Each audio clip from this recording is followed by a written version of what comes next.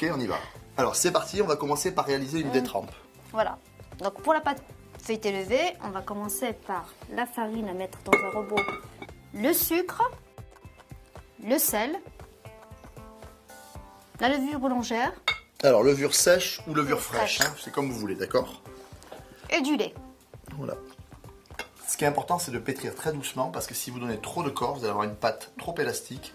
Et pour faire la pâte feuilletée levée, ça va être un petit peu compliqué. Donc ne pas trop pétrir, vitesse très très lente. On y va doucement et on pétrit le moins possible.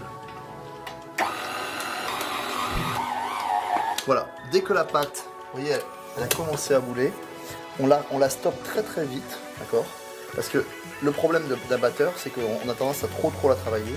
Et il faut vraiment éviter cette élasticité, d'accord? Donc Nadia, tu vas la travailler un petit peu à la main, ça pour pas trop la travailler. Voilà, Ce que tu cherches, c'est à la bouler, c'est ça? Voilà, exactement. Voilà. Donc vous voyez, si c'est pas très bien amalgamé, c'est pas très grave, parce qu'on va le terminer à la main. Et surtout, on a une pâte qui n'est pas trop élastique, elle est impeccable.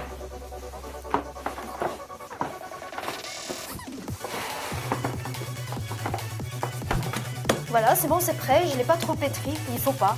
Voilà, vous voyez, hein, Voilà. légèrement un petit peu élastique, mais voilà, Ouais. c'est normal. Hein. Ok. Alors là on le filme. Là, c'est je ça le filme et je le laisse pendant toute une nuit au frigo. Alors, si vous êtes très pressé, 2 heures, mais idéalement, une nuit, c'est parfait. Hein. C'est parfait. La détrempe a bien reposé. Là, on voit qu'elle est beaucoup moins élastique. Et on va la mettre. Alors, je fleure légèrement. On va la mettre sur le poste de travail.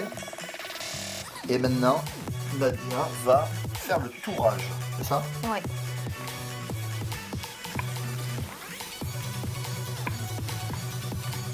Je prends mon beurre. Là, il faut que le beurre soit un peu mou Vous avez vu le beurre, hein, il est super mou. Hein. et je l'étale au milieu.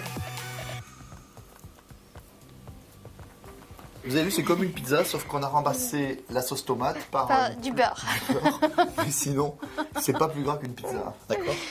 Alors, on y va. Donc là, tu rabats. Je rabats et je vais le faire avec les 4 côtés. Là, tu fais un petit peu comme un portefeuille, Voilà. en prenant bien soin d'avoir le beurre au milieu, Je rabats ici. pour bien fermer. Vous avez vu, on enchâsse, on emprisonne le beurre au milieu, d'accord? Alors ça, c'est bien ce que tu fais parce que ça te permet de ne pas écraser tout. au début. Voilà. Voilà, c'est un très bon geste, ça. Voilà, et là, tu fais classique. Là, elle a fait un boulot vraiment nickel. Maintenant, tu vas plier en 3, c'est ça? Juste en portefeuille. Voilà, tac.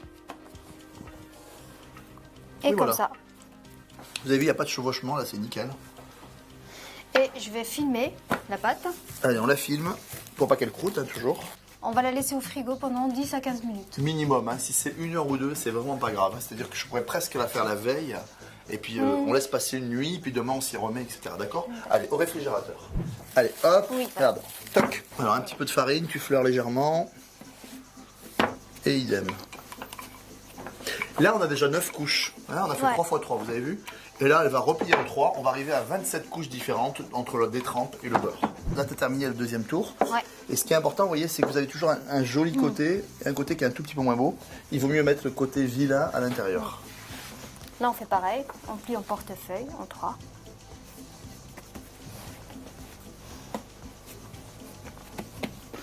Et rebelote. Filmer la pâte Allez, on refilme. et on passe au frigo.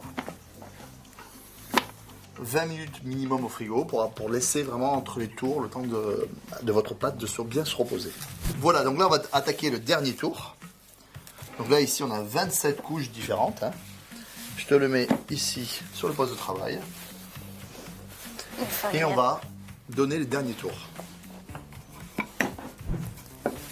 Là, c'est bon, c'est prêt. Nickel, troisième et dernier tour. On replie en 3. Juste à appuyer un tout petit peu pour souder les 3 couches ensemble. D'accord. Et que tout à l'heure, quand on va bien l'utiliser, quand il sera bien froid, on ait un truc bien régulier comme ça. Tu vois, que ça soit un petit peu soudé par le froid, quoi.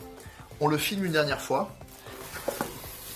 Donc là, à partir de là, au minimum 1 heure au réfrigérateur pour avoir une pâte qui soit pas trop élastique, pour pouvoir réussir vos viennoiseries. Donc maintenant, on va l'étaler. On va essayer de garder une belle forme de rectangle.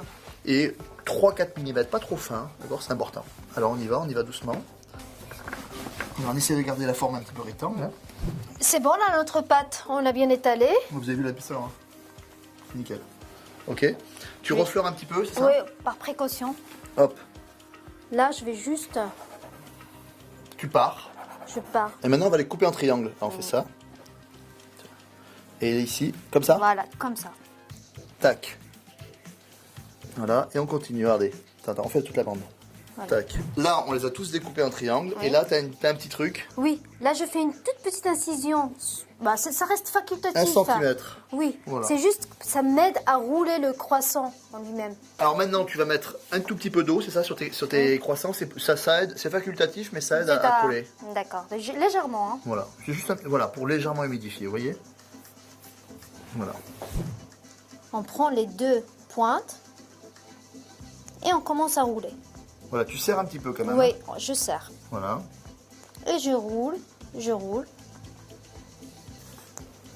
Et je peux tirer le bout comme ça pour avoir un joli croissant. Wow, c'est beau. Et alors, tu l'inclines un tout petit Voilà. peu, voilà. Et je l'incline un petit peu Vous comme voyez ça. comme c'est beau? Ils sont pas mignons, nos petits croissants? Ils sont tout mimi. Tout mimi, tout plein. Maintenant, on va mettre du papier sulfurisé et on va les laisser pousser dans le coin le plus tiède de votre Ouais. cuisine pendant une petite heure qui double de volume. Après un coup de dorure au four, vous allez voir, c'est trop simple, trop bon. Nos croissants ont bien poussé, ils ont pratiquement doublé de volume. Nadia est en train de les dorer. Elle a fait un mélange d'œufs entiers, tout simplement battu comme une omelette. Elle les dore, juste, mais pas trop. Et puis on va préchauffer notre four à 180 degrés et on va les cuire 15 à 20 minutes à 180 degrés. Et regarde, ces croissants, ils sont vraiment bien feuilletés. On voit vraiment que le boulot a été fait. Ça donne vraiment, tu vois, c'est hyper croustillant. Il faut juste les laisser tiédir avant de les déguster. J'espère qu'on vous a donné envie de réaliser vos croissants maison. Franchement, c'est super bon. On peut même les préparer à l'avance, c'est-à-dire que vous pouvez les préparer congelés, crus, puis après vous les laissez pousser le dimanche matin, vous levez à 5h du matin, tout va bien. Il faut ça à 8h quand une famille se lève, ils seront des super croissants, c'est super délicieux. À très bientôt.